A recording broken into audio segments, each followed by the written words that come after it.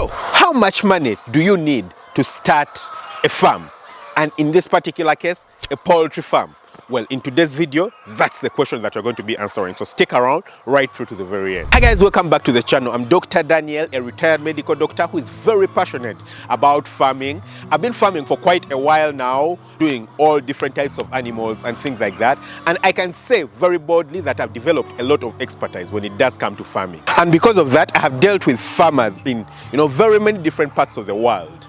And one of the most common thing that people think about is how much money do I actually need to have to invest into a farm or for me to start a farm. And the thing that I've discovered is that this can vary very, very wildly.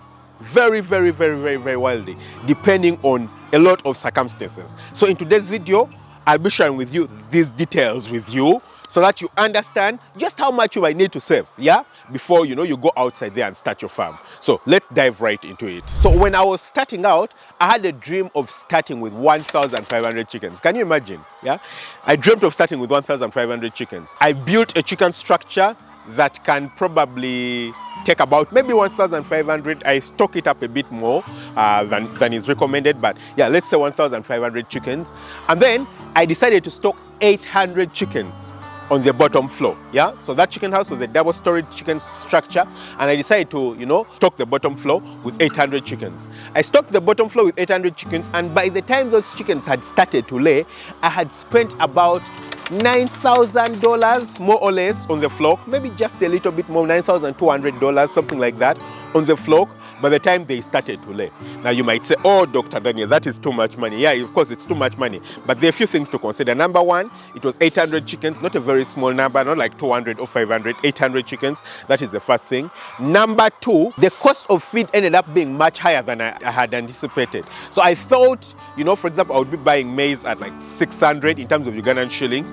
I ended up at a particular point paying 1,300 shillings. That's more than double. So of course it ended up costing me more than I would imagine. But in addition to that, I was working as a doctor. So what that meant is that my cost was spread out over a long time. So I didn't have to save $9,000 and utilize it at one go. Actually, one of the biggest problems that happened to me at a particular point is that I ran out of money and I had to borrow money from some friends. So I borrowed money from a few friends to be able to manage and get the birds to production. And then when I got money back, I paid them a bit later on. But I didn't have to spend all the $9,000 in one go. So it was spread out. About $3,000 on the chicken house, and the rest of the money went on other things. Now, that is not little money, in all honesty. But now for you who is outside there and you want to start your farm, what are the factors that you have to consider? For me specifically, I didn't have to buy that land because my dad let me use a small section of his land. His land there is probably about maybe half an acre or something like that, and he let me use a section of it, to build my chicken house there, which I'm actually still using right now on his land. So that was a good deal for me at that particular point. But for you, you might have to buy land. Now in the end, it just depends on your capacity. How much are you able to save up? But you need to understand some of the things you're going to be doing. So first of all, you need to make sure that you have land available to you. That's going to determine the cost. So you don't need to start with big land. For me particular, I started with my dad's land. Then I came and bought land not far away where I am right now. This is about 3 acres of land. Currently, I've been able to expand. It's probably about 4 acres that I do have right now. But you don't need 3 acres of land. Actually, of these 3 acres, the poultry farm itself, in reality, takes up less than an acre. Maybe an acre at max. Maybe an acre at max. That's what the poultry houses and everything else takes up. Otherwise, you don't need an acre of land for you to start up with a poultry farm. And that's space enough for 10,000 birds for me. Now for you, it would probably need much less than that if you're going to be starting out. So you need to consider the land.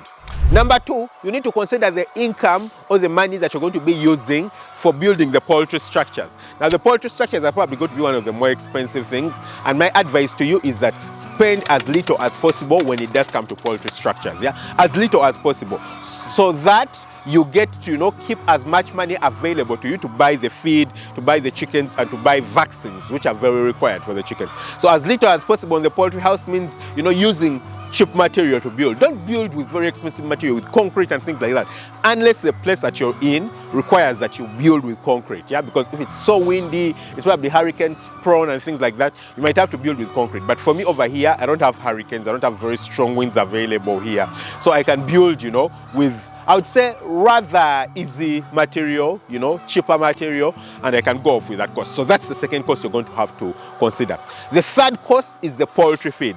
Now, poultry feed cost varies so much based from country to country. Yeah? In some countries, it's twice as much as it is in my country, because in my country, luckily enough, we have a lot of rain and things like that. Actually, right behind me, there is a maize garden. Yeah, so I've just been growing maize. I think it's almost time to harvest. It's going to be very insignificant compared to how much I use for the farm. Probably we'll use it for the guys to eat food.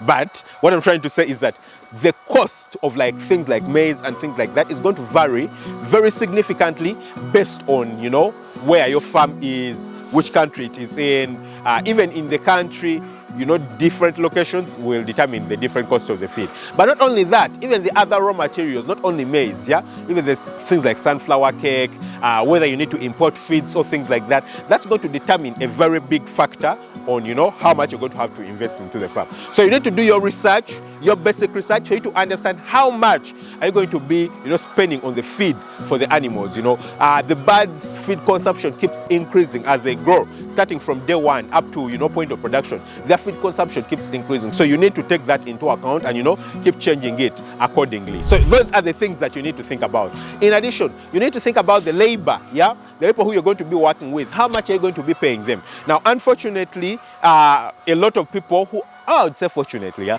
a lot of people who want to start farms also do have other jobs, so they can't be present, which is a good thing that, you know, they are doing other jobs and they're making money and they want to start something on the side. It's unfortunate though, because you can't be around, so you can't physically monitor or have to do the work yourself. And what that means, you're going to have to hire someone to help you do that work. And the problem with that is that sometimes you might not be able to trust people, but you need to make sure that you consider the kind of people you're going to be paying. If you think you can be present, well and good. That way you don't need to spend any money on, you know, hiring people, paying people and all those kinds of things. You know, you can just spend that money on yourself. Yeah. So the point I'm trying to drive to is that the cost to consider while starting your farm is going to vary very, very significantly depending on a lot of factors. Yeah. So in the end, I'm not going to tell you exactly how much you're going to need. I mean, for me, I've told you I spent $9,000. I know someone who built a chicken house that's so expensive. It was probably like 4 or 5 times the cost of my chicken houses.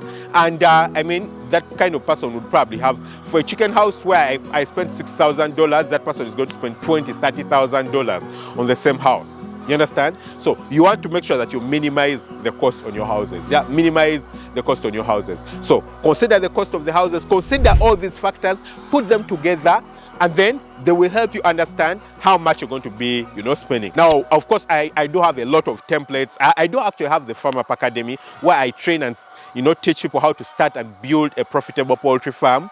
And in there, I have, you know, detailed classes of all the nitty-gritties, all the small little tiny things you're going to need, the equipment, the birds, all those things. In addition to that, I do have templates on how to actually run and manage the farm, where you can just plug in and fill in and, you know, you get these details. Yeah, you can find them in the Farm Up Academy. I'll leave a link to the Farm Up Academy below so you can check it out. Otherwise, I hope this information has been very helpful for you. Just understand that you can start with anything as low as even $200. You can start a farm, a small broiler farm with just a few birds, $200. You can start there, grow it up to as high as, you know, 10,000 birds, starting out with, I don't know, maybe $20,000, $30,000. You can do all that. It just depends with, you know, how able you are. Don't forget to hit the subscribe button, smash the notification bell. Catch you very soon with another video. Lots of love. Bye-bye.